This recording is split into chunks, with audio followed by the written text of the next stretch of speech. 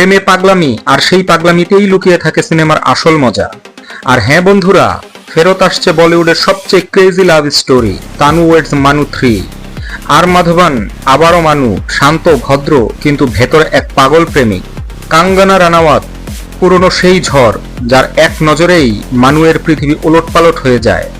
আর এইবার এন্ট্রি নিচ্ছে কিয়ারা আদভানি, নতুন মোড়, নতুন আবেগ আর পুরনো প্রেমে একটা জটিল প্রশ্নচিহ্ন।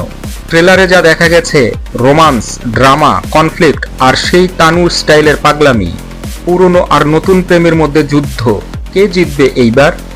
বলো তো তোমার টিম কোনটা, কাঙ্গনা না কিয়ারা? কমেন্টে জানাও আর ভিডিওটা লাইক এবং শেয়ার করে ছড়িয়ে দাও।